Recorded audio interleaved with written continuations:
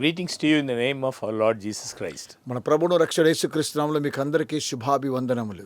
We praise God for the privilege we have of studying His Word together. మనము కలిసి దేవుని యొక్క వాక్యాన్ని చదువుకోవడానికి దేవుడు ఇచ్చిన మంచి అవకాశాన్ని బట్టి దేవునికి వందనములు. I would like to thank each one of you for taking your precious time to watch this program. మీలో ప్రతి ఒక్కొక్కరు మీ విలువైన సమయాన్ని కేటాయించే కార్యక్రమాన్ని చూస్తున్నారు. అందుని బట్టి మీకు వందనాలు తెలియజేస్తున్నాం. And before our study this evening, shall we ask God's blessing?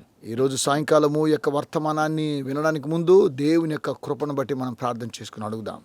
Our loving Father in heaven, we thank you for this privilege of studying your word. పరలోకమందున్న మా తండ్రి, మీ యొక్క వాక్యాన్ని చదవడానికి మీరు మాకు దయచేసిన సమయాన్ని బట్టి వందనాలు. We thank you for the promise of the Holy Spirit. తండ్రి, మీ పరిశుద్ధాత్మ వాగ్దానమును బట్టి వందనములు. We pray that you will help us to understand your will. దేవా, మీ యొక్క చిత్తాన్ని అర్థం చేసుకోవడానికి మీరు మాకు సహాయం చేయండి. Give us strength from above to obey your will. తండ్రి, మీ యొక్క చిత్తానికి విధేయత చూపించడానికి పరలోకం నుండి మాకు బలమును దయచేయండి. As we open your word, we pray that you will open our hearts and our minds. దేవా, మీ యొక్క వాక్యాన్ని మేము తెరిచి చూస్తుండగా మా యొక్క హృదయాన్ని, మా యొక్క మనోనేత్రాలను మీరు తెరవండి. In Jesus' name we pray. యేసు నామమున ప్రార్థించుచున్నాము తండ్రి. Amen. Amen. Many people have contributed to making the world a better place. చాలా మంది ప్రజలు ఈ యొక్క భూమి మంచి ప్రాంతంగా ఉండాలని వారు ఎంతగానో సహకరిస్తూ ఉన్నారు. Kings, రాజులు, ప్రెసిడెంట్స్లు, religious and military leaders, మత సంబంధమైన అలాగే మిలిటరీ సంబంధమైన నాయకులు, scientists, శాస్త్రవేత్తలు and artists have all left their mark on the world and made their names famous. కళాకారులు వీరందరూ కూడా తమ యొక్క గుర్తుని మరి వదులుకొని వారి యొక్క పేరు ప్రఖ్యాతిని సంపాదించుకోవాలని కోరుతున్నారు. But one name stands out above all others. అయితే ఒక్క పేరు మాత్రమే అన్ని నామముల కన్నా పైనామంగా ఉంటున్నది. That name is Jesus. ఆ యొక్క పేరు ప్రభువైన యేసు. Perhaps the most famous, అది చాలా ప్రఖ్యాతిగాంచినటువంటి పేరు. best known name in history. చరిత్రలోనే ప్రాముఖ్యమైనటువంటి పేరు. But it is one thing to have heard this name and another to know who he really is. అయితే ఒకవైపున ఈ యొక్క నామాన్ని విన్నప్పుడు ఎవరు ఈయన అని అంటున్నారు. Tonight, I would like to introduce you more fully to the Jesus of history. ఈరోజు ఈ యొక్క నామాన్ని గురించి, చరిత్రలో ఉన్న యేసు క్రీస్తుని గురించి మీకు సంపూర్ణంగా తెలియజేయాలని కోరుతూ ఉన్నాను. The Jesus of the Bible. Bible గ్రంథంలో ఉన్న యేసుని మీకు తెలియచేస్తూ ఉన్నాను. You may sometimes wonder, was Jesus really who people say he was? మరి మీరందరూ కూడా ఆశ్చర్యపడుతున్నారా? యేసు అనగా ఎవరు? ఈ ప్రజలు చెప్పే యేసు ఎవరు అనుకుంటున్నారా? Was he really the divine Son of God? నిజంగానే ఈయన దేవుని యొక్క కుమారుడా? Was he the savior of the human race? ఆయన మానవాళిని రక్షించడానికి వచ్చిన రక్షకుడా? After the heartbreaking disappointment of his crucifixion, ఆయన శిలువ మరణము తరువాత కొంతమంది నిరాశ నిస్పృహలకు గుర్తై two of his followers had these questions as well. ఆయనతో ఉన్నటువంటి ఆయన వెంబడించే ఇద్దరు శిష్యులకు ఇలాంటి ప్రశ్న సమర్పించింది. They had expected Jesus to become king in Jerusalem. వారేమనుకున్నారంటే ప్రభువైన యేసు యెరూషలేములో రాజుగా రాబోతూ ఉన్నాడని. They had expected him to overthrow the Romans. ఆ రోమా ప్రభుత్వాన్ని ఆయన అధిగమిస్తాడని. Now they were discouraged and disillusioned. అయితే ఇప్పుడు వారేమంత నిరుత్సాహకు విభ్రాంతికి లోనైపోతూ ఉన్నారు. So as they stumbled back to Emmaus from Jerusalem, వారు యెరూషలేము నుండి ఎమ్మావుకు వస్తున్నటువంటి సమయంలో the resurrected Jesus appeared and began walking and talking with them. మరి పునరుద్ధరణైన యేసు వారికి ప్రత్యక్షమై వారితో మాట్లాడుతూ వారితో నడుస్తూ ఉన్నాడు. They couldn't immediately recognize him. అయితే వారు ప్రభువైన యేసును గుర్తించలేదు. He explained to them the prophecies that had been fulfilled. ఆయన ప్రవక్తల్లో ఉన్నటువంటి రాయబడినటువంటి ప్రవచనాలు ఎలా నెరవేర్చబడ్డాయో ఆయన తెలియచేస్తూ వివరిస్తున్నాడు. Even by the disappointing events of the previous few days. మరి కొద్ది దినాలకు ముందు నిరుత్సాహంతో జరిగినటువంటి కార్యక్రమాలు ఉన్నప్పటికీ He said, "Oh foolish ones and slow of heart to believe in all that the prophets have spoken." అందుకైనా అవివేకులారా, ప్రవక్తలు చెప్పిన మాటలన్నిటినీ నమ్మని మందమతులారా, And beginning at Moses and all the prophets, he expounded to them in all the scriptures మోషేయు సమస్త ప్రవక్తలు మొదలుకొని లేఖనమంటిలో తను గూర్చి వచనముల భావము వారికి తెలియచేస్తూ ఉన్నాడు. the things concerning himself. ఆయన గురించి విషయాలన్నీ కూడా వారికి తెలియజేస్తూ ఉన్నాడు. So the whole Bible is all about Christ. Bible గ్రంథం అంతా కూడా యేసుక్రీస్తును గురించినటువంటిది. His followers had looked forward to an earthly kingdom. ఆయన వెంబడించేటువంటి వారు ఈ లోక సంబంధమైనటువంటి రాజ్యాన్ని గురించి అనుకున్నారు, కానీ They had looked forward for freedom from the Romans. వారేమనుకున్నారంటే రోమా ప్రభుత్వం నుంచి వారికి విడుదల వస్తుందని అనుకున్నారు. But Jesus had come to establish a spiritual kingdom. అయితే ప్రభువైన యేసుక్రీస్తు వారు ఆత్మ సంబంధమైన రాజ్యాన్ని నిర్మాణం చేయడం కోసమే వచ్చాడు. To give them freedom from slavery of sin. వారు పాపం అనేటువంటి బానిసత్వం నుంచి విడుదల పొందడం కోసమే ఆయన వచ్చాడు.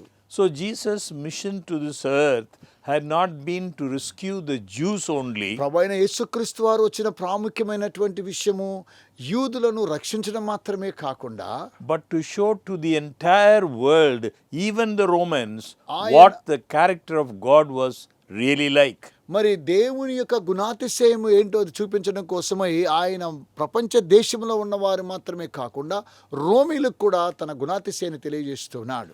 He had come to demonstrate the unselfish nature of God. నిస్వార్థమైనటువంటి దేవుని యొక్క గుణాతిశయాన్ని ఆయన వారికి ప్రదర్శించాడు. He came truly to contrast his kingdom of love with Satan's character of greed and self-seeking. ఆయన తన యొక్క ప్రేమను కనపరుస్తూ సాతాను యొక్క ఉన్నటువంటి స్వార్థాన్ని తెలియచేస్తూ ఉన్నాడు. So on that road to Emmaus, as Jesus explained his real mission to these disciples, what a Bible study that must have been. ప్రభువైన యేసుక్రీస్తు వారు మరి ఎమ్మాయు అనేటువంటి గ్రామానికి వెళుతూ ఉన్నప్పుడు జరిగినటువంటి విషయాలను వారికి ఏం జరుగుతుందో వారికి వెంబడి తెలియజేస్తున్నాడు. Was he really the long expected deliverer? ఆయనే మరి విడుదల చేయడానికి వచ్చినటువంటి విమోచకుడా? Was he really the Messiah? ఆయన నిజంగానే మెస్సయ్య అయి ఉన్నాడా? The evidence is very clear that he was. దీనికి సాక్ష్యార్థము ఆయనే అనేటువంటి సాక్ష్యాలు మనకున్నాయి. So let's look at some of the prophecies that Jesus fulfilled. కొన్ని ప్రవచనాలు ఏ విధంగా ప్రభువైన యేసు నెరవేర్చాడో ఒకసారి చూద్దాం. Was he really the Messiah? నిజంగానే ఆయన మెస్సయ్య అయి ఉన్నాడా? The evidence is clear that he was. అవునండి, సాక్ష్యార్థాలు ఉన్నాయి. ఆయనే అనే సాక్ష్యార్థాలు మనకున్నాయి. Now let's look at some of the prophecies that Jesus fulfilled. ప్రభువైన యేసుక్రీస్తు వారు అందించిన కొన్ని ప్రవచనాలు ఒకసారి మనం చూద్దాం. As Jesus explained his real mission to these disappointed followers on the road to Emmaus, what a Bible study that must have been. మరి ఈ యొక్క సమస్యనంతా కూడా తెలియజేయడం కోసమై వారికి ఉన్నటువంటి నిరుత్సాహాన్ని పోగొట్టుకోవడం కోసమై ప్రభువైన యేసు ఏం తెలియజేస్తున్నారో వారిని వెంబడించేవారు చూద్దాం. Was he really the long expected deliverer? ఆయన నిజంగానే వారికి విమోచకుడుగా ఉన్నాడా? Was he really the Messiah? ఆయన నిజమైనటువంటి మెస్సయ్యనా? The evidence is clear that he was. అవునండి, దానికి సాక్ష్యార్థాలు ఆయనే అని నిరూపిస్తూ ఉన్నాయి. So let's look at some of the prophecies that Jesus fulfilled. మరి కొన్ని ప్రవచనాలు ప్రభువైన యేసు ఏ విధంగా నెరవేర్చాడో కొన్ని చూద్దాం. Was he really the Messiah? ఆయన నిజంగానే మెస్సయ్య అయి ఉన్నాడా? The evidence is clear that he was. నిజంగా దానికి సాక్ష్యార్థంగా ఆయనే అని నిరూపిస్తూ ఉన్నాయి. So we will look at some of the prophecies that Jesus fulfilled. కొన్ని ప్రవచనాలు ప్రభువైన యేసుక్రీస్తు వారు ఏ విధంగా నెరవేర్చాడో మనం చూద్దాం. The first prophecy is about his miraculous birth. మొట్టమొదటి ప్రవచనము ఆయన ఆశ్చర్యమైనటువంటి జననము. Long before Jesus was born to Mary, Isaiah prophesied like this. చాలా కాలం క్రితము మరి ప్రభువైన యేసుక్రీస్తు వారు కన్యక ద్వారా జన్మిస్తాడని యెషయా ప్రవచించాడు. Isaiah said, therefore the Lord himself will give you a sign. మరి యెషయా అంటున్నాడు, కాబట్టి ప్రభు తానే ఒక సూచన మీకు చూపును. Behold, the virgin shall conceive and bear a son, and shall call his name Emmanuel. ఆలకించండి, కన్యక గర్భవతి కుమారుని కని అతనికి ఇమ్మానుయేలను పేరు పెట్టును అని రాయబడింది. Emmanuel means God with us. Immanuel అనగా దేవుడు మనకు తోడని అర్థం. We read this in Isaiah chapter 7 verse 14. ఈ విషయాన్ని యెషయా గ్రంథము 7వ అధ్యాయం 14వ వచనం మనం చూస్తూ ఉన్నాం. And Mary, the young unmarried virgin, was told by an angel that she would have a child. మరి కన్యకైనటువంటి మరియా, మరి వివాహము కానటువంటి ఈమెకు దేవదూత ప్రత్యక్షమై ఇలాగున సెలవిస్తూ ఉన్నాడు. And that this child would be the one who would save his people from their sins. యేసు తన ప్రజలను వారి పాపము నుండి ఆయనే రక్షించును గనుక అని సెలవిస్తున్నాడు దేవదూత. So it's an amazing story. ఇది ఆశ్చర్యకరమైనటువంటి కథ. Now the birth of Jesus Christ was as follows. ఇప్పుడు ప్రభువైన యేసుక్రీస్తు వారి యొక్క జననము ఏ విధంగా సంభవించిందో మనం చూద్దాం. After his mother Mary was betrothed to Joseph, ప్రభువైన యేసుక్రీస్తు తల్లి అయిన మరియా మరి యేసునకు ప్రధానం చేయబడింది. before they came together, she was found with child of the Holy Spirit. ఆమె పరిశుద్ధాత్మ వలన గర్భము దాల్చినట్టుగా చూస్తున్నాం. We find this in Matthew chapter 1 verse 18. అందుకనగా మత్తయి సువార్త 1వ అధ్యాయం 18వ వచనంలో వారు ఏకము కాక మునిపే ఆమె పరిశుద్ధాత్మను గర్భవతిగా ఉండెను. Another prophecy is about his birthplace. మరో ప్రవచనము ఆయన జన్మస్థానం గురించిన ప్రవచనం. We read about this in Micah chapter 5. మీకా గ్రంథము 5వ అధ్యాయముల విషయాన్ని మనం చూస్తూ ఉన్నాం. Not only was the manner of Jesus' birth predicted, ప్రభువైన యేసుక్రీస్తు వారి యొక్క జననాన్ని గురించి ముందుగా చెప్పడం మాత్రమే కాకుండా but also where he would be born. ఆయన ఎక్కడ జన్మిస్తాడు అన్న విషయాన్ని కూడా We తెలియచేస్తూ read in ఉన్నది Micah బైబిల్. chapter 5 verse 2. మీకా గ్రంథం 5వ అధ్యాయం 2వ వచనములో మనం చూస్తూ ఉన్నాం. Bethlehem, out of you shall come forth to me the one to be the ruler of Israel. బెత్లెహేమా, నీలో నుండి ఇశ్రాయేలును ఏలుటకు ఒక రాజు వస్తున్నాడని ముందుగానే ప్రవచించాడు. It is remarkable that Jesus was born in Bethlehem. ఇది ఆశ్చర్యరీతిగా చూస్తున్నట్లయితే ప్రభువైన యేసుక్రీస్తు వారు బెత్లెహేములోనే జన్మించారు. Exactly the very city that the prophecy had foretold. ఆ యొక్క ప్రాంతంలో ప్రవచనము చెప్పిన రీతిగానే ఆ ప్రాంతంలోనే జన్మించాడు. This was foretold 700 years before. మరి ఇది 700 సంవత్సరాల క్రితము ముందుగానే ప్రవచించబడింది. So the New Testament confirms the fulfillment of Micah's prophecy. నూతన నిబంధన గ్రంథములో మీకా సెలవిచ్చిన ప్రవచనము నెరవేర్చబడింది. We read in Matthew chapter 2 verse 1, Jesus was born in Bethlehem in Judea. మత్తయి సువార్త 2వ అధ్యాయం 1వ వచనములో ప్రభువైన యేసుక్రీస్తు వారు యూదయ దేశ బెత్లెహేములో జన్మించాడు. Mary and Joseph visited Bethlehem to abide by a Roman census and tax decree. రోమా ప్రభుత్వంలో జనాభా సంఖ్యను లెక్కించడం కోసమై మరియా అలాగే యేసేబులు బెత్లెహేము నుండి రోమాకు వెళ్ళినట్టుగా మనం చూస్తున్నాం. There was no room in the inn. వారికి అక్కడ స్థలము లేకపోయెను. So they found shelter in a stable. వారు అక్కడ ఒక పశువుల పాకలో ఉన్నట్టుగా మనం చూస్తున్నాం. That's where Jesus was born. అక్కడ ప్రభువైన యేసు జన్మించాడు. And Mary brought forth her firstborn son and wrapped him in swaddling cloths. Mariya తనకు జన్మించిన మొదటి కుమారుణ్ణి ఆమెను పొత్తిగుడ్డలతో చుట్టబడినట్టుగా మనం చూస్తున్నాం. And Luke 2:7 says, and laid him in a manger because there was no room for them in the inn. లూకా సువార్త 2వ అధ్యాయం 7వ వచనం, తన తొలిచూలు కుమారుని కని పొత్తిగుడ్డలతో చుట్టి సత్రములో వారికి స్థలము లేనందున ఆయనను పశువుల తోటిలో పరుండబెట్టారు. Jesus was more than a good man. ప్రభువైన యేసుక్రీస్తు వారు అన్నిటికన్నా చాలా మంచివారు. He was more than an ethical teacher. ఆయన మంచి బోధకుడై ఉన్నాడు. He was more than a moral philosopher. ఆయన తత్వశాస్త్రం కన్నా గొప్పవాడై ఉన్నాడు. He was the divine son of God. ఆయన దైవికమైనటువంటి దేవుని కుమారుడై He ఉన్నాడు. was born of a virgin, ఆయన కన్యక ద్వారా జన్మించినవాడు. just as Isaiah had predicted. యెషయా ప్రవక్త ప్రవచించిన రీతిగా He was born in Bethlehem, ఆయన బెత్లెహేములో జన్మించాడు. just as Micah had prophesied. మీకా ప్రవచించిన రీతిగా. Why did Bible prophecy clearly reveal such details of Christ's life hundreds of years in advance. మరి కొన్ని వందల సంవత్సరాల క్రితము ప్రభైన యేసుక్రీస్తు వారిని గురించినటువంటి స్పష్టమైన జీవిత చరిత్రను బైబిల్ గ్రంథంలో ఎలా ప్రవచించగలిగారు? Why does the New Testament so clearly outline the exact fulfillment of these predictions? మరి నూతన నిబంధన గ్రంథములో ఇవన్నీ కూడా ముందు సెలవిచ్చిన ప్రవచనాలన్నీ కూడా నెరవేర్చబడ్డాయి. ఎందుకో తెలుసా? Because we need evidence to know that we need evidence to know and to believe that Jesus Christ is in fact the Savior of this world. ఎందుకనగా ప్రభైన యేసుక్రీస్తు వారు ఈ లోకాన్ని రక్షించడానికి వచ్చినటువంటి లోక రక్షకుడని మనము నమ్మాలి. You see, when Adam and Eve sinned back in the beginning, God had to do something. మరి ముందుగా మనం గమనించినట్టు ఆదాము హవ్వలు పాపం చేసినప్పుడు దేవుడు ఒక కార్యక్రమాన్ని అక్కడ చేశాడు. He had to make a plan to save the human race. ఆయన మానవాళిని రక్షించడం కోసమై ఒక పథకాన్ని, రక్షణ పథకాన్ని అవలంబించాడు. That plan called for Jesus, the Creator God, to come to earth, live a perfect life and die in our place for our sins. ఆ యొక్క పథకం ఏమనగా అది రక్షణ పథకము. ప్రభువైన యేసుక్రీస్తు వారు ముందుగానే వచ్చి సమస్తాన్ని కూడా నాశనం చేసి మనమున్న స్థలంలో ఆయన నుండి మనం రక్షించాడు, మన కోసం ప్రాణం పెట్టాడు. This plan is sometimes called the plan of salvation. ఈ యొక్క పథకాన్ని రక్షణ పథకం అని పిలుస్తున్నాం. Because it is God's plan to save you, to save me. ఎందుకనగా ఇది దేవుని యొక్క పథకమైనది. ఎందుకనగా నిన్ను నన్ను రక్షించే పథకం. But the plan of salvation cannot save us unless we recognize and accept it.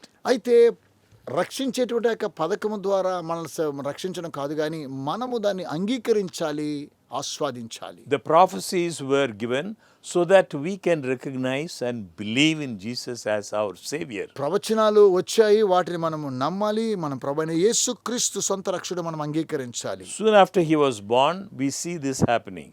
ఆయన జన్మించిన తర్వాత ఇవన్నీ ఇలాగున జరిగినాయి. What happened? There were wise men from the east who carefully studied the Old Testament scriptures.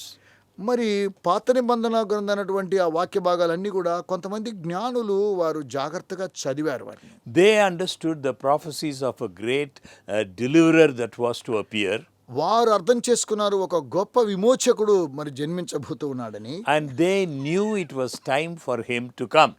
ఆయన రావడానికి సమయం ఆసన్నమైనదని వారు గ్రహించారు. So when they saw a new star leading them towards Judea, మరి యూదయ దేశానికి ఒక నక్షత్రము వారిని నడిపించినట్టుగా మనం చూస్తున్నాం. they recognized it as the sign of the newborn king. అది నూతనంగా జన్మించినటువంటి రాజునందుకు తీసుకొని వెళుతూ ఉన్నది గుర్తుగా And ఉన్నది. in Bethlehem they found Jesus and bowed down and worshipped him. వారు వెళ్ళి ఆ నక్షత్రాన్ని చూసి ఆ శిశువు ఉన్న చోటుకు వెళ్ళి ఆయన యందు సాగిలపడి నమస్కరించారు.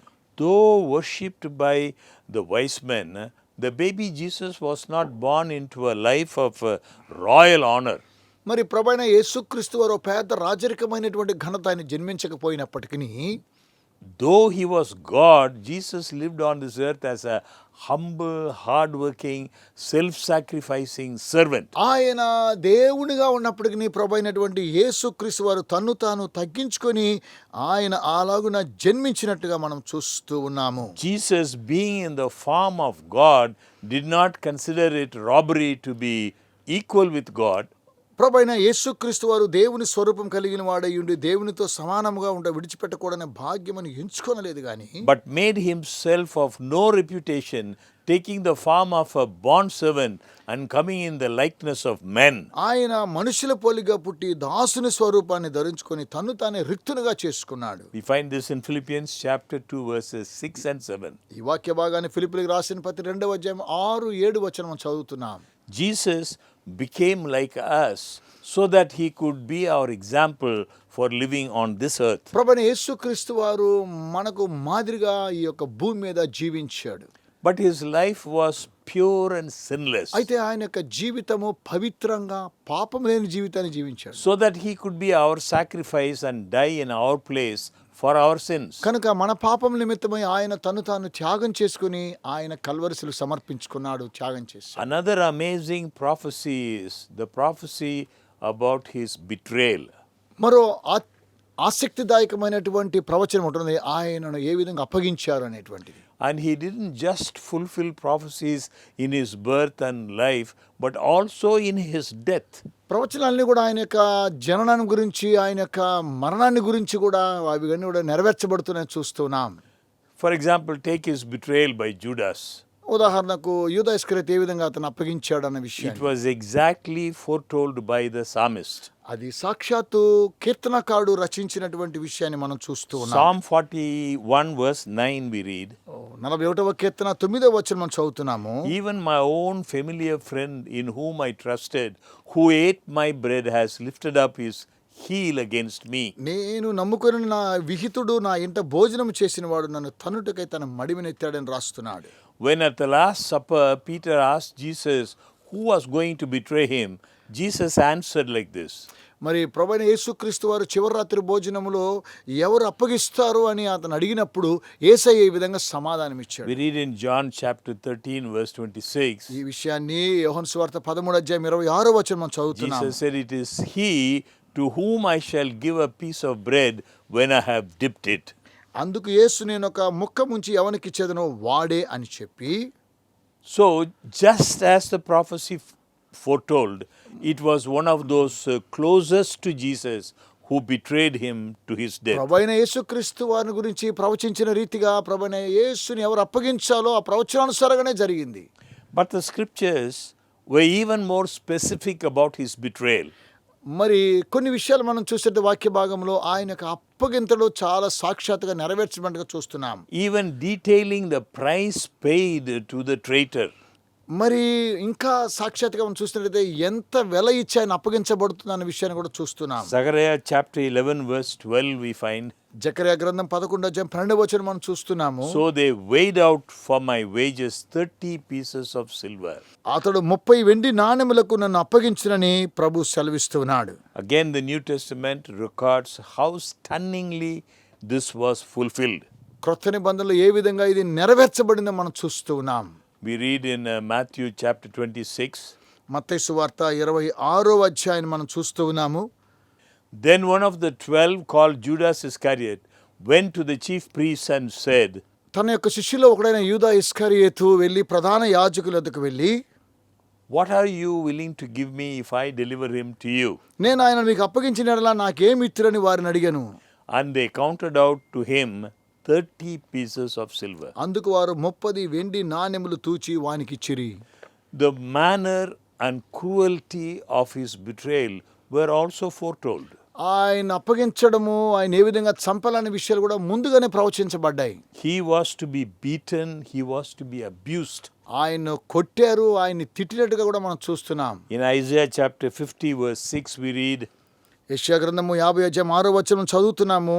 I gave my back to those who struck me, and my cheeks to those who plucked out the beard. I did not hide my face from shame and spitting. కొట్టు వారికి నా వీపును అప్పగించి తిని, వెంట్రుకలు పెరికివేయి వారికి నా చెంపలను అప్పగించి తిని, ఉమ్మివేయి వారికి అవమానపరచు వారికి నా ముఖాన్ని దాచుకొనలేదు. Did that happen? అది అలా జరిగిందా? Was this prophecy also fulfilled? ఈ యొక్క ప్రవచనం కూడా నెరవేర్చబడిందా? The New Testament records the answer. క్రొత్త నిబంధనలో దీనికి ఒక సమాధానం కలదు. We read in Matthew chapter 26 verse 67. మత్తయి సువార్త 26వ అధ్యాయం 67వ వచనంలో చూస్తూ Then ఉన్నాం. they spat in his face and beat him, and others struck him with the palms of their hands. అప్పుడు వారు ఆయన ముఖం మీద ఉమ్మి వేశారు, ఆయనను గుద్దారు, ఆయనను కొట్టినట్టుగా మనం చూస్తూ ఉన్నాం. The way he was to die was also communicated to the Old Testament prophets. పాత నిబంధన గ్రంథంలోని ప్రవక్తలు ఆయన ఏ విధంగా చనిపోవాలని కూడా విషయాన్ని తెలియజేశారు. We read in Psalm 22 verse 16. కీర్తన గ్రంథము 22వ కీర్తన 16లో చూస్తూ ఉన్నాము. We find in this verse his hands and feet were to be pierced. ఆయన చేతులు పాదములు ఎక్కడ పొడవబడాలని కూడా వ్రాయబడి ఉన్నది. The verse says, Psalm 22:16, they pierced my hands and my feet.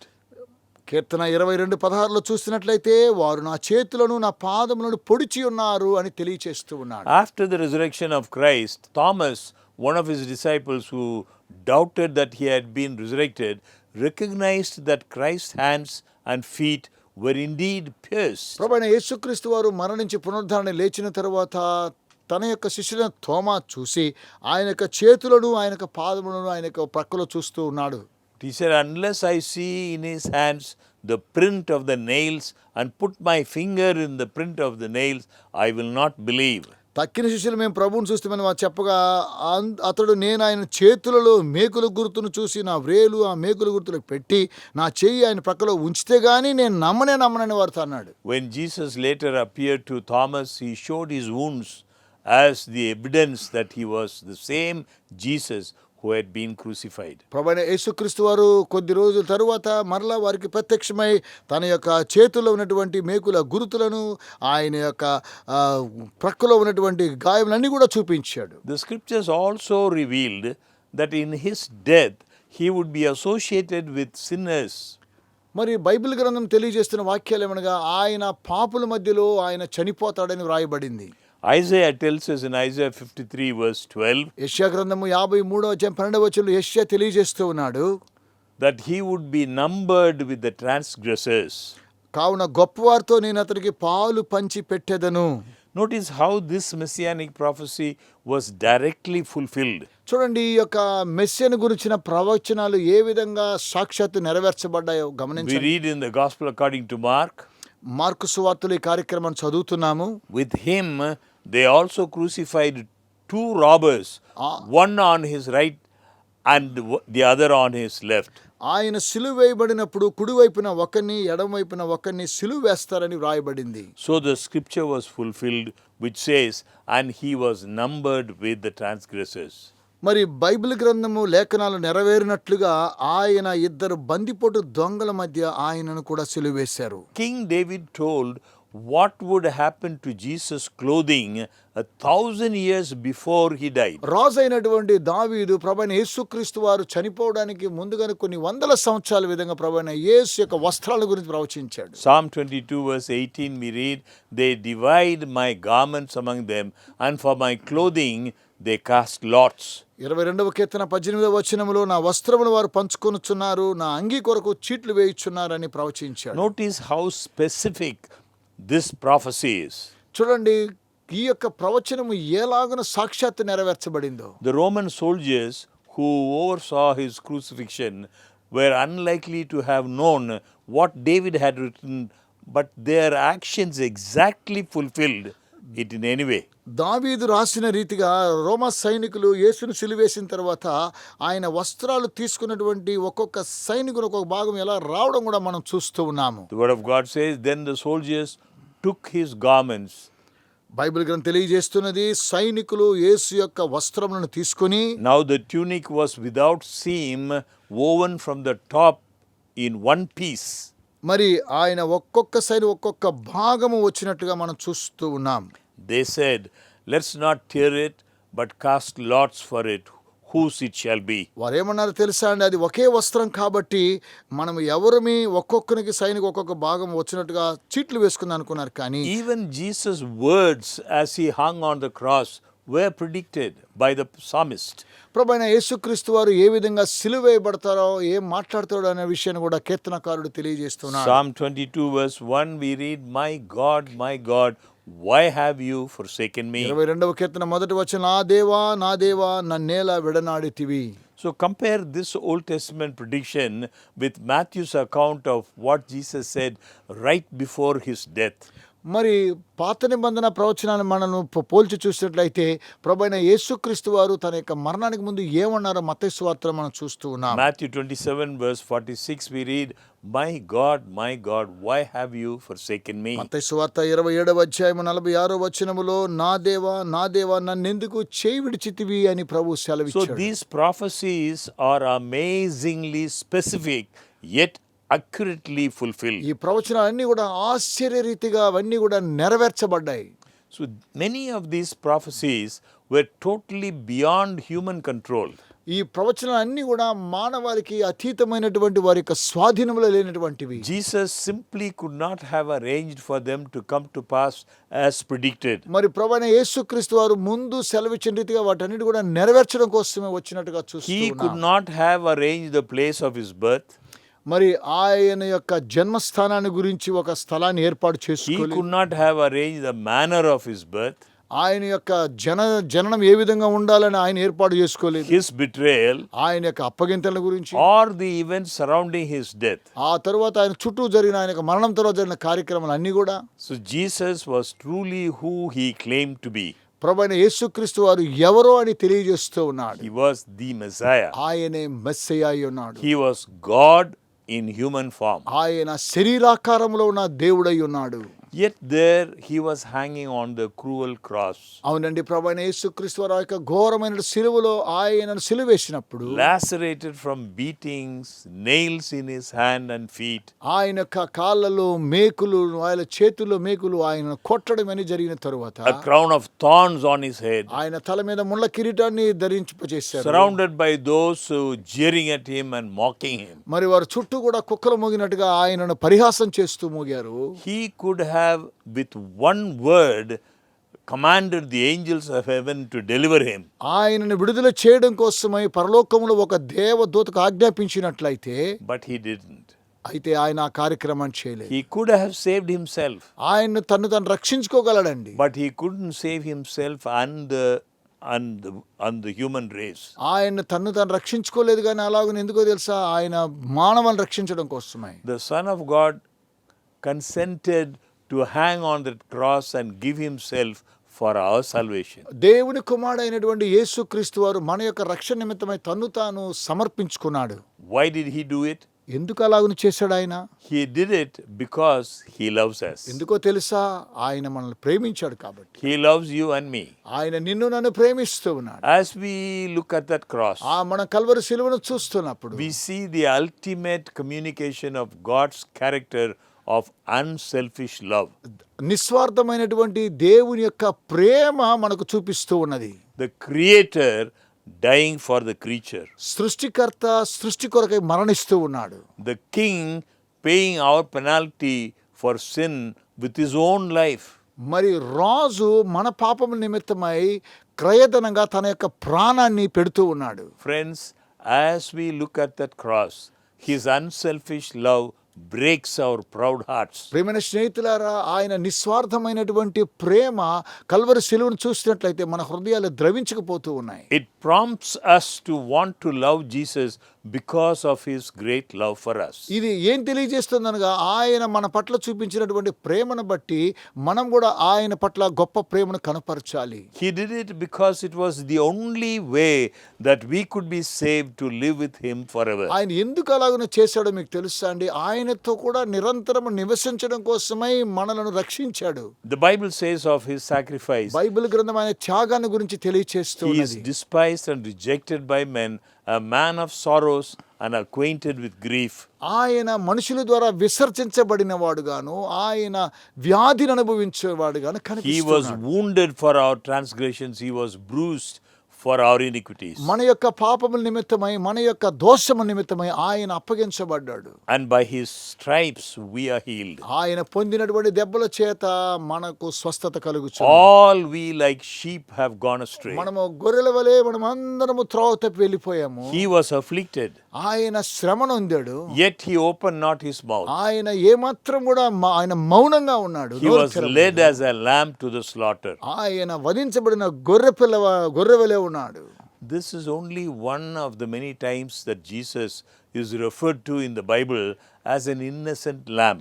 మన ప్రభువైన యేసుక్రీస్తు వారు బైబిల్ గ్రంథములో ఆయన గొర్రెపిల్ల అనేటువంటి అంశాన్ని మనం చూస్తూ ఉన్నాం. Revelation 13 speaks of the book of life of the lamb slain from the foundation of the world. ప్రకటన గ్రంథం మనం చూసినట్లయితే గొర్రెపిల్ల యొక్క జీవ గ్రంథం అనగా జగదుత్పత్తికి మొదలుకొని వధించబడినటువంటి గొర్రెపిల్లగా మనం It చూస్తున్నాం. speaks of the lamb as being worthy of worship.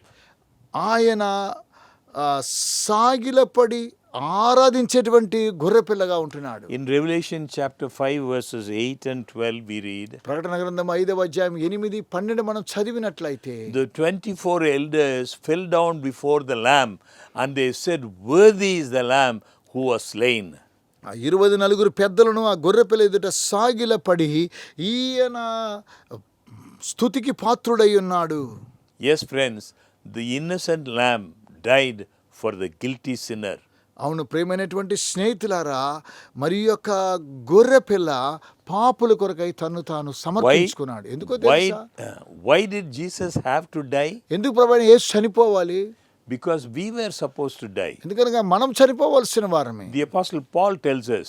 అపోస్తలుడైన పౌలు తెలియజేస్తూ We ఉన్నాడు. read in Romans chapter 6 verse 23. రోమీయులకు రాసిన పత్రిక 6:23 మనం చూస్తూ For ఉన్నాం. the wages of sin is death, but the gift of God is eternal life in Christ Jesus our Lord. ఏలయనగా పాపం వలన వచ్చు జీతం మరణము, అయితే దేవుని కృపావరం మన ప్రభువైన క్రీస్తు యేసునందు నిత్య జీవము.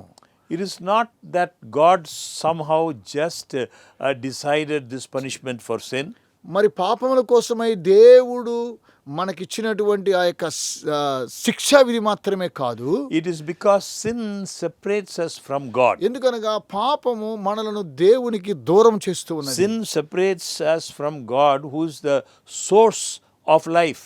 మరి జీవానికి కారణమైనటువంటి ఈ యొక్క జీవం పాపం చేయడం ద్వారా దేవునికి మనం దూరం అవుతూ ఉన్నాము. If this separation was not bridged by Jesus, sinners would be instantly wiped out of existence. మరి ప్రభువైన యేసుక్రీస్తు వారు ఈ యొక్క మార్గాన్ని సిద్ధపరచకపోయినట్లయితే పాపులు అలాగనే నశించేవారు.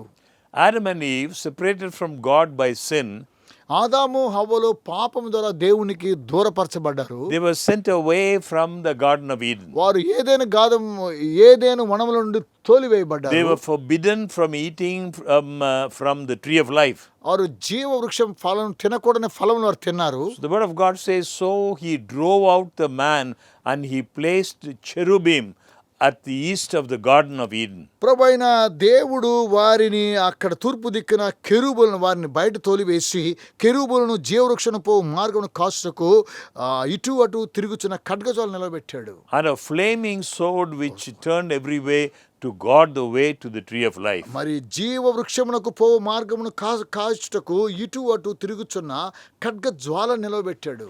But even then, God told them of his plan to save them. అయినప్పటికీ కూడా దేవుడు వారిని ఏ విధంగా రక్షించాడన్న విషయాన్ని మనం చూస్తున్నాం. Speaking to the serpent, God said, మరి సర్పంతో మాట్లాడుతూ దేవుడు ఏమన్నాడు తెలుసా? I will put enmity between you and the woman and between your seed and her seed. మరియు నీకును స్త్రీకిని నీ సంతానమునకు ఆమె సంతానం వైరము కలుగు చేస్తానన్నాడు దేవుడు. That is enmity between Satan's followers and Christ and his followers. మరి దీని అర్థమేమనగా సాతాను వెంబడించేటువంటి వారు అలాగే ప్రభువైన యేసుని వెంబడించే వారికి ఉన్నటువంటి వైరం. He, Jesus, shall bruise your head, that is Satan's head, and you, Satan, shall bruise his heel. అది నిన్ను తల మీద కొట్టనగా ప్రభువైన యేసు, నీవు దాన్ని మడి మీద కొట్టదనగా సాతాను మడి మీద కొడతానని ప్రభువైన యేసు సెలవిస్తున్నాడు. What does it mean to bruise? దీన్ని కొట్టడము అనగా దీని అర్థం ఏంటి? The Hebrew word translated bruise also means to crush. మరి హెబ్రీ భాషలో మనం చూసేటైతే ఇలాగ బ్రూయిస్ అనగా దాని యొక్క అర్థాన్ని నాశనం చేయడం, నలగొట్టబడడం రాయబడి తర్జుమా చేయబడింది. To crush one's head is more serious than to bruise one's heel. ఒకని యొక్క మడిమను కొట్టడం కంటే దాని యొక్క తల మీద కొట్టడం అది చాలా భయంకరమైనటువంటి విషయం. Though Jesus would be crucified, ప్రభువైన యేసుక్రీస్తు వారు సిలువేయబడినప్పటికీ he would come forth from the grave, ఆయన సమాధి నుండి తిరిగి లేవబడి having dealt the enemy a fatal blow. ఆయన సాతాన్ని నాశనం చేశాడండి. Christ would have victory over Satan, ఆయన సాతాను మీద ప్రభువైన యేసు విజయాన్ని సాధించాడు. so that they would be reminded of the innocent lamb, the Son of God, who would one day die for their sins. God instructed Adam and Eve to offer their own lambs as sacrifices. మరి ఈ యొక్క గొర్రెపిల్ల సమర్పించబడినటువంటి రీతిగా ప్రభు అయినటువంటి యేసుక్రీస్తు వారు ఏ విధంగా అప్పగించబడి త్యాగం చేశారన్న విషయాన్ని మనం చూస్తూ ఉన్నాం. Through the system of sacrifices and offerings, they were to show their faith in the Lamb of God. ఆయన చేసినటువంటి త్యాగమును బట్టి దేవుని యొక్క గొర్రెపిల్ల మీద వారు విశ్వాసాన్ని ప్రకటిస్తూ ఉన్నారు. They were to show their faith in the Lamb of God, who would one day die to give them eternal life. మరి దేవుని గొర్రెపిల్ల మీద విశ్వాసం ఉంచినటువంటి వారు చనిపోయినప్పటికీ వారు ఒకరోజు నిత్య జీవాన్ని పొందబోతూ ఉన్నారు. In the very next chapter of Genesis, we see Cain and Abel bringing sacrifices to God. మరో అధ్యాయంలో మనం చూస్తుంటే ఆదికాండంలో కయ్యూను హేబెలు దేవునికి మరి కానుకలను తీసుకుని వచ్చిన మనం చూస్తున్నాం. Abel brought of the firstborn of his flock, మరి హేబెలు తనకు వచ్చినటువంటి పంటలో మొదటి యొక్క దశభాగం తీసుకొచ్చాడు. and the Lord respected Abel and his offering, హేబెలు యొక్క కానుకను దేవుడు ఘనపరిచాడు, అంగీకరించాడు. but he did not respect Cain and his offering. అయితే కయ్యూను యొక్క అర్పణను ఆయన అంగీకరించలేదు. Cain was very angry. కయ్యూను చాలా కోపపడుతున్నాడు. His countenance fell.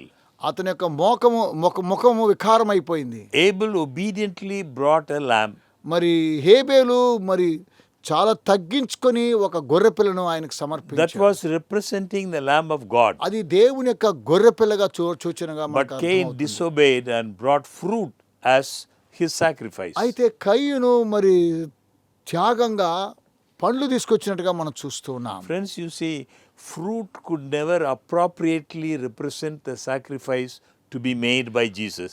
ప్రియమైనటువంటి స్నేహితులారా, మరి ఫలవృక్షం ద్వారా ప్రభువైన యేసుక్రీస్తు తాను త్యాగం చేయలేదు కానీ, సమర్పించుకోలేదు The కానీ. book of Hebrews tells us that without shedding of blood, there is no remission.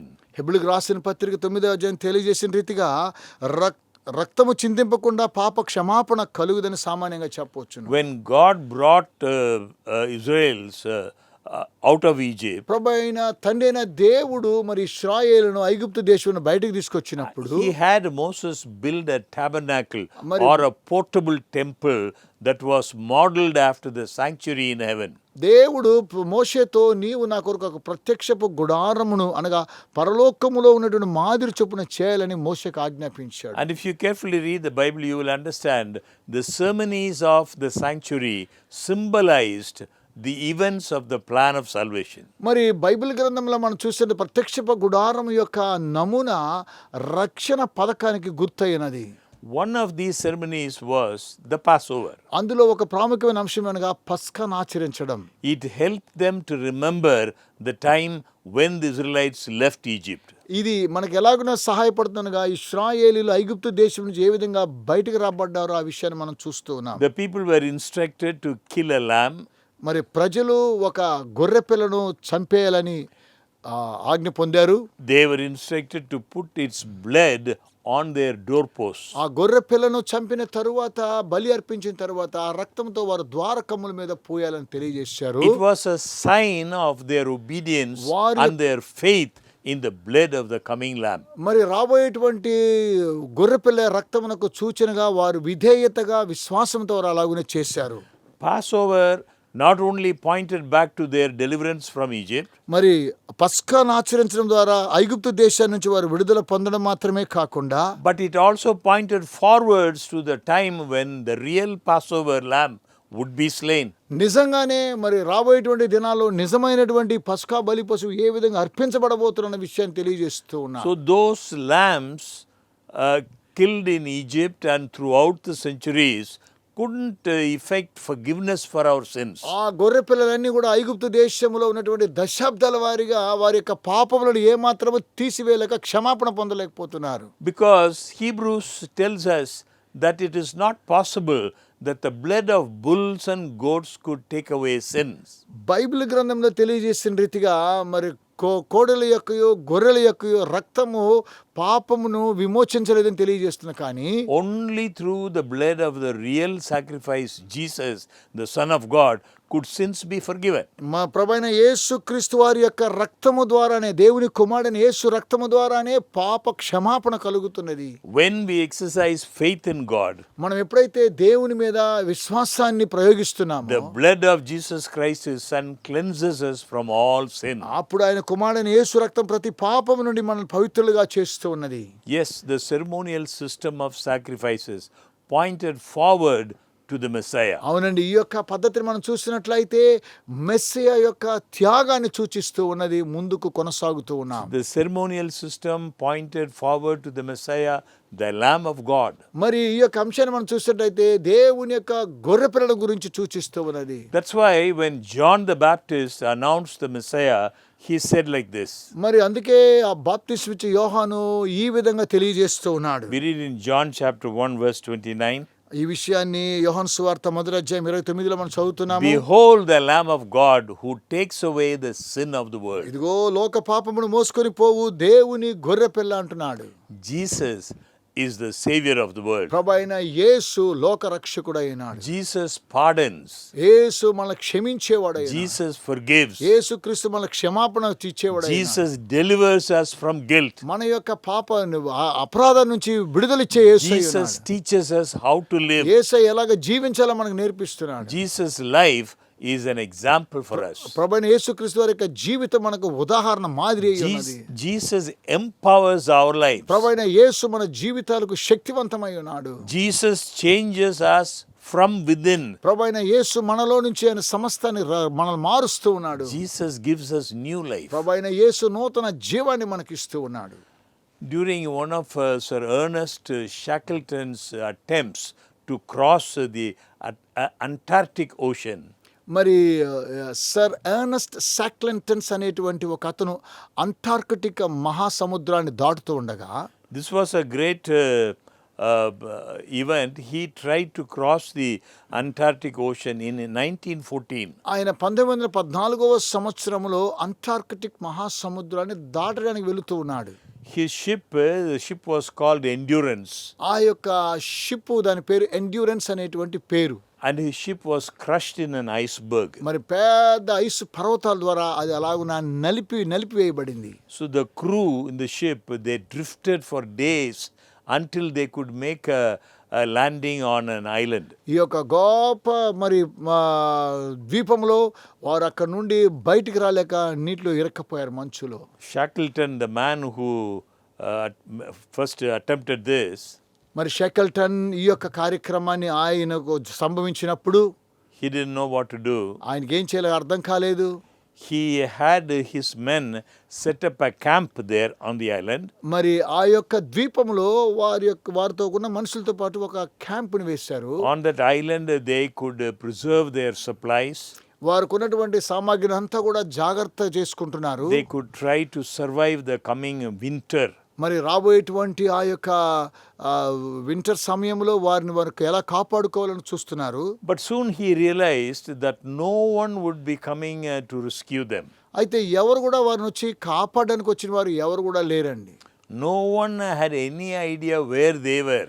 వారు ఎక్కడున్నారో అని ఎవరికి కూడా తెలియడం లేదు. They were cut off from the world by the freezing, stormy Antarctic ఈ Ocean. యొక్క అంటార్కిటిక మహాసముద్రంలో ఏర్పడినటువంటి ఈ యొక్క గొప్ప మంచు గడవ ద్వారా వాళ్ళ నలిగిపోతూ ఉన్నారు. There was only one hope of rescue. వారికి ఒకే ఒక రక్షించబడడానికి ఒక నిరీక్షణ మాత్రమే కలదు. Someone had to cross that hostile ocean and bring help.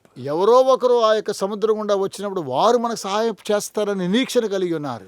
So this man began to rig a 20-foot boat for the voyage. అయితే ఈ వ్యక్తి ఏం చేశాడనగా 20 అడుగులు ఉన్నటువంటి ఒక పెద్ద దోణిని ఆయన నిర్మాణం చేశాడు. So among his crews there were some volunteers. He picked up a crew of 6 people. వారిలో ఉన్నటువంటి కొంతమందిని తీసుకొని అందులో 6 మందిని ఎన్నుకొని They would have to cross 800 miles of stormy sea in order to reach any place, island, any other island. మరో ద్వీపం చేరడం కోసమై వారు 800 మైళ్ళ దూరంలో ఆ యొక్క సముద్రం గుండా వారు ప్రయాణం చేస్తూ ఉన్నారు. It seemed impossible. It seemed an impossible task. అది చాలా అసాధ్యమైనటువంటి కార్యక్రమం అండి. In an open boat at the stormiest time of year. మరి అది భయంకరమైనటువంటి వసంత చలి సమయంలో. But this man set out with his 6 helpers. ఆయన మరొక 6 మంది సిబ్బంది సహాయంతో for days, several days, they huddled under a temporary canvas covering. వారు దాంట్లో బాధపడుచు ఒక క్యాన్వాస్ లాంటి ఒక కవర్ అనగా కప్పడానికి ఏదో వారు నిర్మాణం చేసుకున్నారు. They were praying that the wind wouldn't tear that small sail anyway. మరి ఏ విధం చేతనైనా ఈ యొక్క బోటుని నాశనం చేయకుండా వారు అలాగున ప్రార్థన చేస్తున్నారు. They endured a bone-chilling cold. ఎముకల్లో కూడా చలి ఉండేటువంటి భయంకరమైన పరిస్థితి. Sleeping bags were frozen, stiff. నిద్రించేటువంటి దానికి ఆ యొక్క బ్యాగులన్నీ కూడా అలాగున ఫ్రీజ్ అయిపోతూ ఉన్నాయి. Icy water streaming down their backs. Ice తో కూడా వారి యొక్క బ్యాగులన్నీ కూడా అలాగున గట్టిపడిపోతూ ఉన్నాయి. It was a hunger and thirst. ఒకవైపున ఆకలి, మరోవైపున దప్పికేస్తున్నది. 14 days after their voyage began, వారి యొక్క ప్రయాణం సాగిన 14 రోజుల తరువాత when they were almost dead of exposure and thirst, ఆ దాహం ద్వారా వారందరూ కూడా ఇంకా చనిపోయేటువంటి పరిస్థితిలో they spotted a small island. వారు ఒక చిన్న ద్వీపాన్ని కనుగొన్నారు. They made it through. వారు అందులోనికి ప్రవేశించారు. Soon a ship would be on its way to rescue the rest of his stranded people. వారికి ఉన్నటువంటి ఆ యొక్క సిబ్బందితోనే ఆ యొక్క ఓడ కాపాడబడింది. Friend, when God looked down at our predicament and saw that we were isolated on our island, ప్రియమైన స్నేహితులారా, మనం కూడా ఇలాంటి పరిస్థితిలో ఈ యొక్క ద్వీపంలో మనము ఒంటరిగా ఉన్నట్లు దేవుడు కనుగొన్నట్లయితే, surrounded by a great sea of sin, మరి పాపం అనేటువంటి యొక్క గొప్ప సముద్రం మనల్ని ఆవరిస్తూ ఉండగా he plunged into that hostile sea himself. ఆయన ఈ భయంకరమైన సముద్రంలోకి ఆయన దూకాడండి. He took on himself the murderous, icy coldness of the evil in humankind. మానవాళ్ళలో ఉన్నటువంటి ఇలాంటి మరి ఐసు లాంటి గడ్డగట్టినటువంటి ఆ చనిపోయేటువంటి పాపము నుండి ఆయన బయటకు తీసుకొచ్చాడు. He did it because he loves us more than life itself. ఎందుకనగా ఆయన అలాగుని చేయడానికి గల కారణం ఏమనగా మనకు జీవం ఇవ్వడం కోసం. ఎందుకనగా ఆయన మనల్ని ఎంతగానో ప్రేమించాడు. Friends, there is no one else in all the universe like Jesus. ప్రియమైన స్నేహితులారా, ఈ యొక్క భూప్రపంచంలో మరి యేసు వలె ఇంకెవరూ లేరండి. No one else loves you the way Jesus does. మరి ప్రభువైన యేసు ప్రేమించినట్టుగా ఎవరు మనల్ని ప్రేమించురండి. Absolutely and eternally he loves us. ఆయన నిత్యత్వంలో ఆయన మనల్ని ఇంకనూ ప్రేమిస్తూనే ఉన్నాడు. He is the only one who can save you, save me. ఆయన మాత్రమే నిన్ను నన్ను రక్షించగలడు. He is the only one who can take away your guilt and change your life. ఆయన మీ యొక్క అపరాధాన్ని తొలగించి మీ జీవితాన్ని మార్చగలిగిన ఆయన మాత్రం ఒక్కడై ఉన్నాడు. He is the only one who can offer me eternal life. ఆయన మాత్రమే నీకు నాకు ఆయన నిత్య జీవాన్ని ఇవ్వగలుగుతూ ఉన్నాడు. Why is Jesus the Savior in Christianity? మరి క్రైస్తవ్యంలో ప్రభువైన యేసుక్రీస్తు వారు ఎందుకు రక్షకుడుగా పిలువబడుతున్నాడు? What is a Savior? రక్షకుడు అంటే ఏంటి? What does that mean in Luke chapter 2 verse 11? It's called he is a Savior. లూకా సువార్త 2వ అధ్యాయంలో తెలియజేసిన రక్షకుడు అంటే ఏంటి? In Luke chapter 2 verse 11 it says, "For there is born to you this day in the city of David a Savior who is Christ the Lord." దావీదు పట్టణమందు నేడు రక్షకుడు మీ కొరకు పుట్టి ఉన్నాడు, ఈయన ప్రభువైన క్రీస్తు. This is a common sense response. ఇది సహజంగా మనం చూస్తే మనము ఇవ్వాల్సినటువంటి But a బాధ్యత. Savior saves us from something. రక్షకుడు ఏదో ఒక విషయంలో మనం రక్షించాలి. But the real question is, నిజమైన ప్రశ్న ఏమనగా, what are we being saved from? మనము దేనిలో నుండి రక్షించబడుతూ ఉన్నాము?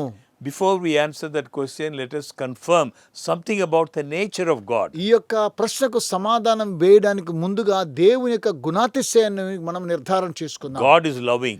దేవుడు ప్రేమిస్తున్నాడు. We see this affirmation in 1 John, where John writes, God is love. మొదటి యోహాను పత్రికలో మనం చూస్తున్నాము, దేవుడు ప్రేమ స్వరూపి. But we also recognize that out of a loving spirit, God is just. మరి అంత మాత్రమే కాకుండా ఆయన ఆత్మ సంబంధమైన ప్రేమ పూరితమైన దేవుడు మాత్రమే కూడా దేవుడు నీతి కలిగిన వాడు. When we ponder the nature of the living God, మనము జీవం కలిగినటువంటి దేవుని ఆశించినట్లయితే sometimes there is a mask about what we think about God versus what is revealed about him through the scriptures. కొన్నిసార్లు దేవుని యొక్క లేఖన భాగాలు మనం చూసి ఆయన గురించి ఏమని లేఖన భాగాలు గుర్తిస్తున్నాయి మనము గమనించాలి. How is Jesus Savior? ప్రభువైన యేసు ఎలాగున రక్షిస్తూ ఉన్నాడు? He saves us from God's judgment. ఆయన దేవుని యొక్క న్యాయ తీర్పును రక్షిస్తూ ఉన్నాడు. Christ's birth, his death save us from sin. క్రీస్తు యొక్క జననము మరణము పాపం నుండి మనం రక్షిస్తూ ఉన్నది. To be more specific, he is offering himself to save us from the consequences of our sins. పాపము ద్వారా వచ్చేటువంటి ఆ యొక్క పర్యవసనాన్ని ఎదుర్కొనడం కోసమై ఆయన మనం రక్షిస్తూ ఉన్నాడు. He is saving us at the cross from the judgment of a holy and loving God. ప్రేమ కలిగిన పరిశుద్ధమైనటువంటి దేవుని యొక్క న్యాయ తీర్పు నుండి ఆయన మనం రక్షిస్తూ ఉన్నాడు. Friends, Christianity offers us the ability to wake up to the reality that there is a God. క్రైస్తవ్యము స్నేహితులారా, క్రైస్తవ్యం ఏం వివరిస్తుందో తెలుసా? మిమ్మల్ని రక్షించడం కోసమై, వాస్తవాన్ని తెలుసుకోవడం కోసమై ఒక దేవుడు ఉన్నాడని నిర్ధారణ We were చేస్తుంది. created. మనము సృష్టించబడ్డాం. We have the ultimate accountability to our Creator. అంత మాత్రమే కాకుండా మన యొక్క సృష్టికర్తకు మనము లెక్క అప్పచెప్పవలసిన వారమై In ఉన్నాం. Romans chapter 8 verse 1 we read, రోమిలికి రాసిన పత్రిక 8వ అధ్యాయం మొదటి వచనం చదువుతున్నాము. there is therefore now no condemnation for those who are in Christ Jesus. కాబట్టి ఇప్పుడు క్రీస్తు యేసునందున వారికి ఏ శిక్షా విధియు లేదు. Friends, ప్రియమైన స్నేహితులారా, what a privilege for us ఎంత గొప్ప అవకాశం అండి మనకిది. to put our trust in Him, ఆయన యందు మనం నమ్మిక ఉంచాలి. and we will be no more condemned. ఇక మనకు శిక్షా విధి అంటూ ఉండదు. Our sins are forgiven. మన పాపములు క్షమించబడుతున్నాయి. God fills our heart with the peace that comes from above. దేవుడు మన యొక్క హృదయాన్ని పరలోకపు సంతోషం, సమాధానం చేత నింపుతున్నాడు. May it be your privilege and mine ఇది మీది, నాది అవకాశమై ఉండవచ్చునేమో. to surrender our lives to Him. మన యొక్క జీవితాలు ఆయనకు సమర్పించుకోవలసిన He వారమై makes us new creatures. ఆయన నూతన సృష్టిగా మనం మారుస్తున్నాడు. Our character is changed, మన యొక్క గుణాతిశయం not మార్చబడుతుంది. in our own strength, మన యొక్క బలం చేత కాదండి, not by our own efforts, మన యొక్క ప్రయత్నాల వలన కాదు, by the abiding presence of the Holy Spirit. పరిశుద్ధాత్మ మనలో ఉండడం ద్వారా Christ changes our lives. క్రీస్తు మన యొక్క జీవితాలను మారుస్తూ ఉన్నాడు. Our mind is renewed. మన యొక్క మనస్సు నూతనంగా We మార్చబడుతుంది. are cleansed. మనం శుద్ధీకరించబడుతున్నాం. Christ invites you, He invites me to experience this new life, ఈ యొక్క నూతన జీవాన్ని అనుభవించడం కోసమై క్రీస్తు నిన్ను నన్ను to ఆహ్వానిస్తూ enjoy ఉన్నాడు. the peace that He offers. ఆయన అనుగ్రహించే సమాధానం మనం అనుభవించాలని కోరుతూ ఉన్నాడు. Friends, if that is your desire, నా ప్రియమైన స్నేహితులారా, ఇది మీ యొక్క కోరిక అయి ఉన్నది. to put your trust in Him, మీరు ఆయన యందు నమ్మిక will ఉంచినట్లయితే you please join with me in this prayer? ఈ యొక్క ప్రార్థనలో మీరు నాతో కూడా ఏకీభవించాలని కోరుతూ ఉన్నాను. Our loving Father, ప్రేమ కలిగిన మా తండ్రి, we thank you for the great sacrifice made on the cross. Calvary శిలువలో గొప్ప త్యాగం చేసినందుకు కొరకే మీకు వందనాలు. We thank you for the marvelous love. తండ్రి, అద్భుతమైన మీ ప్రేమను బట్టి వందనాలు. We thank you, you are the Almighty God. మీరు సర్వశక్తి కలిగిన దేవుడు, అందరిని బట్టి You వందనాలు. are the only one who can save us from sin. పాపము నుండి మీరు మాత్రం రక్షించగలరు నాయన. We surrender our lives to you. మా జీవితాలు మీకు సమర్పిస్తున్నాము. We ask for your Holy Spirit to abide in our hearts. మా యొక్క హృదయంలో పరిశుద్ధాత్మ ఎల్లప్పుడూ ఉండాలని మేము అడుగుతూ ఉన్నాము. We realize in our own strength we cannot do anything. తండ్రి, మా యొక్క స్వంత బలం చేత ఏమీ చేయలేమని మేము గుర్తించగలుగుతున్నాము. So we ask for help from above. పరలోకం నుండి మాకు సాయం చేయమని కోరుతున్నాము. According to your promise, give us a new heart. తండ్రి, మీ యొక్క వాగ్దానం ప్రకారం నూతన హృదయాన్ని మాకు దయచేయండి. Help us to experience that new covenant relationship. తండ్రి, మా తండ్రి బంధమ్యాన్ని, మా నూతన బంధనని మీతో కూడా ఉండడానికి సహాయం చేయండి. I thank you for all those who have been watching this program. ఈ కార్యక్రమాన్ని చూస్తున్న ప్రతి ఒక్కొక్కరిని బట్టి మీకు వందనాలు తెలియజేస్తున్నాను. Help us to enjoy this new life. నూతన జీవితాన్ని అనుభవించాలని మీరు సహాయం చేయండి. In Jesus' name we pray. యేసు నామమున ప్రార్థించుచున్నాము తండ్రి. Amen. Amen. Friends, please remember every Monday evening 7:30 to 8:30. ప్రియమైన స్నేహితులారా, ప్రతి సోమవారము రాత్రి 7:30 గంటల నుండి 8 గంటల వరకు జ్ఞాపకం చేసుకోండి. Please remember this program in your prayers. ఈ యొక్క కార్యక్రమాన్ని మీ ప్రార్థనలో జ్ఞాపకం చేసుకోండి. We are praying for you. మీకోసం మేము ప్రార్థిస్తాం. May the Lord fill our hearts and our homes with the peace that He sends. మరి దేవుడు అనుగ్రహించేటువంటి ఆ యొక్క సమాధానం మీ యొక్క హృదయాన్ని, మీ యొక్క కుటుంబాన్ని నింపునుగాక. Thank you. God bless you. మీకు అందరికి వందనాలు. దేవుడిని దీవించునుగాక.